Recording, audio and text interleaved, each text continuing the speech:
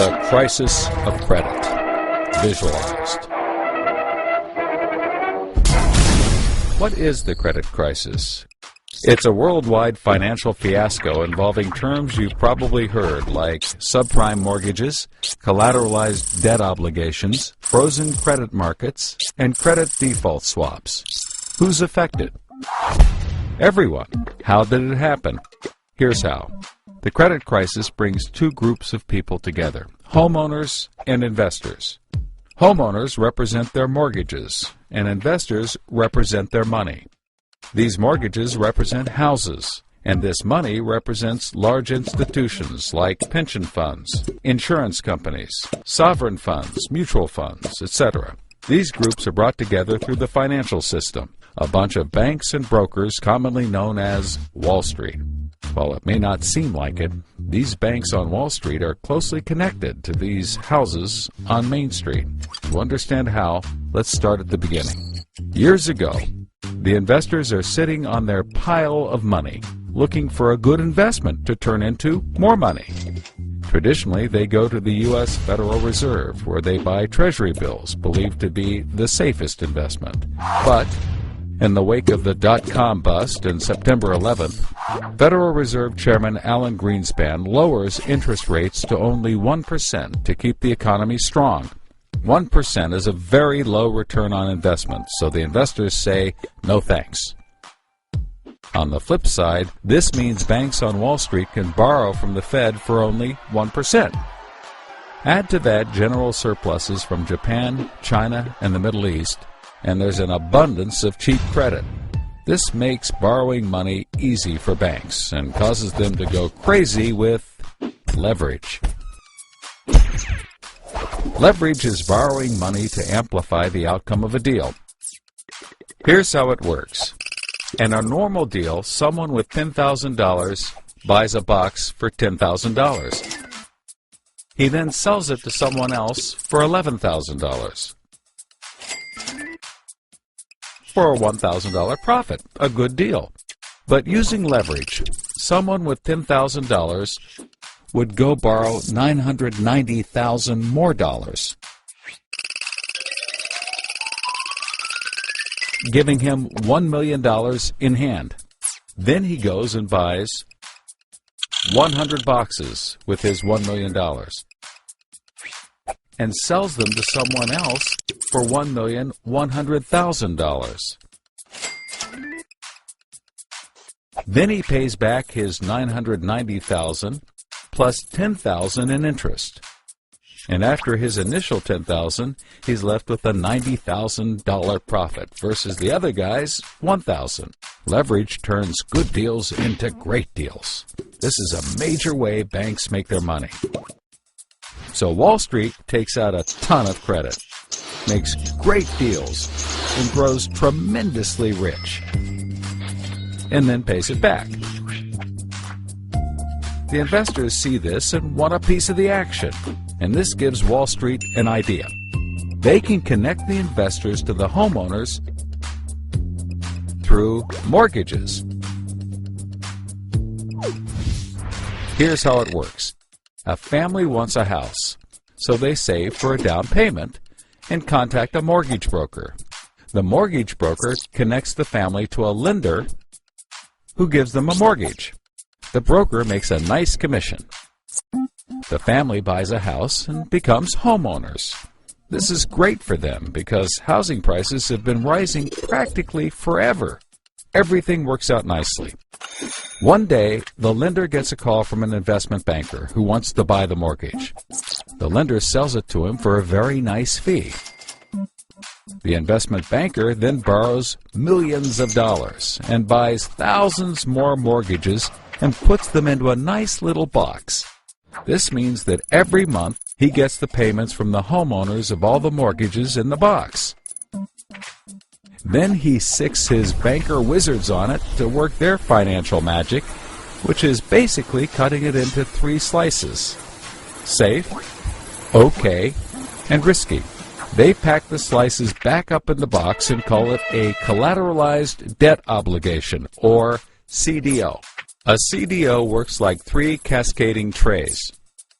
as money comes in, the top tray fills first, then spills over into the middle, and whatever is left into the bottom. The money comes from homeowners paying off their mortgages. If some owners don't pay and default on their mortgage, less money comes in and the bottom tray may not get filled. This makes the bottom tray riskier and the top tray safer. To compensate for the higher risk, the bottom tray receives a higher rate of return, while the top receives a lower, but still nice return. To make the top even safer, banks will insure it for a small fee called a credit default swap. The banks do all of this work so that credit rating agencies will stamp the top slice as a safe, AAA rated investment, the highest, safest rating there is. The OK slice is BBB, still pretty good, and they don't bother to rate the risky slice. Because of the AAA rating, the investment banker can sell the safe slice to the investors who only want safe investments.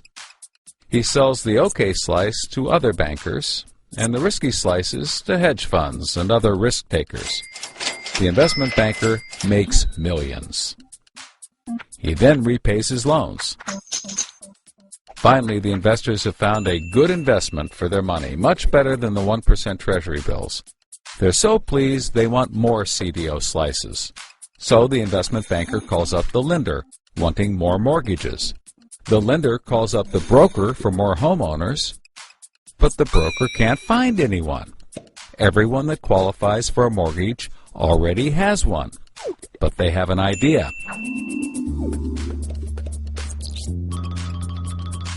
When homeowners default on their mortgage, the lender gets the house, and houses are always increasing in value. Since they're covered if the homeowners default, lenders can start adding risk to new mortgages, not requiring down payments, no proof of income, no documents at all. And that's exactly what they did. So instead of lending to responsible homeowners, called prime mortgages, they started to get some that were, well, less responsible. These are subprime mortgages. This is the turning point. So, just like always, the mortgage broker connects the family with a lender and a mortgage, making his commission. The family buys a big house. The lender sells the mortgage to the investment banker, who turns it into a CDO and sells slices to the investors and others.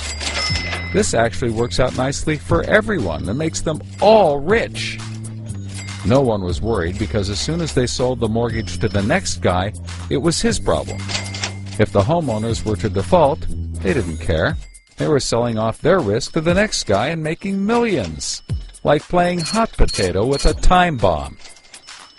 Not surprisingly, the homeowners default on their mortgage, which at this moment is owned by the banker.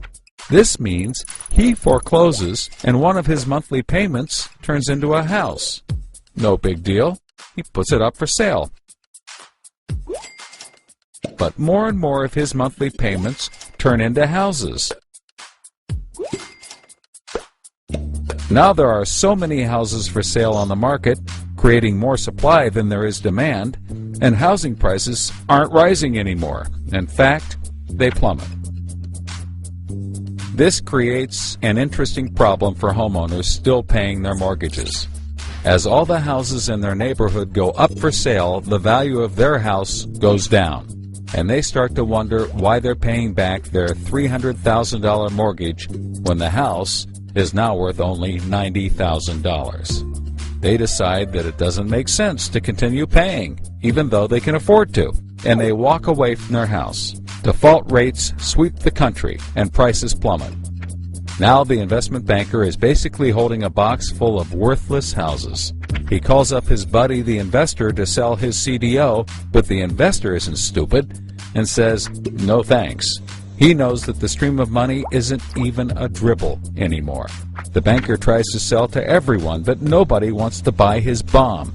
He's freaking out because he borrowed millions, sometimes billions of dollars to buy this bomb, and he can't pay it back. Whatever he tries, he can't get rid of it. But he's not the only one. The investors have already bought thousands of these bombs. The lender calls up trying to sell his mortgage, but the banker won't buy it, and the broker is out of work. The whole financial system is frozen, and things get dark.